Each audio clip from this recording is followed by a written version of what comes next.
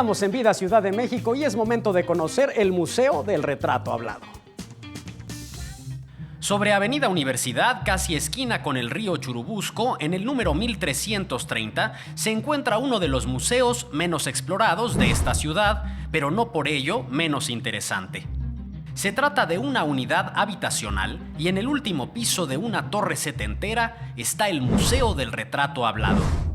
Al llegar a la puerta del departamento 1502, en cuya entrada puede leerse el letrero de Museo, nos recibe Sergio Jaubert, uno de los fisonomistas más importantes de México.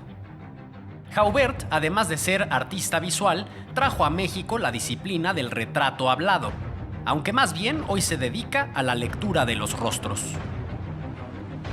El retrato hablado es una de las técnicas que se emplean en la disciplina o especialidad de la técnica criminalística denominada habitología criminalística, en la cual se elabora el retrato o rostro de una persona extraviada o cuya identidad se ignora.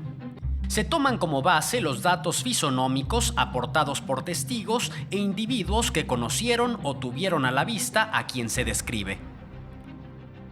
Debe su origen al francés Alphonse Bertillon, quien creó en 1885 un sistema de identificación de las personas por sus rasgos exteriores, al que denominó retrato hablado.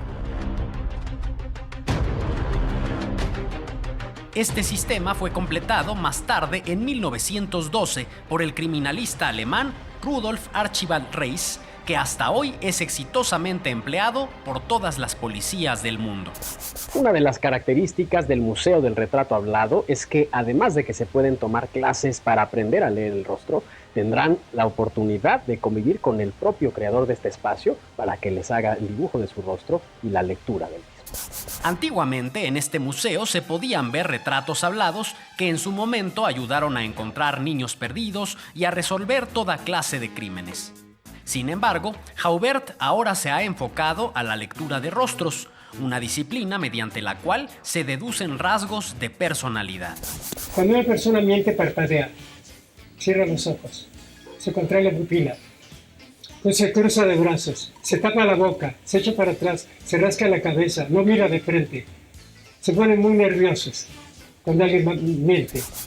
Basta con que Jaubert tenga un pequeño encuentro frente a frente con el visitante y de inmediato empezará a deducir algunos rasgos de su personalidad.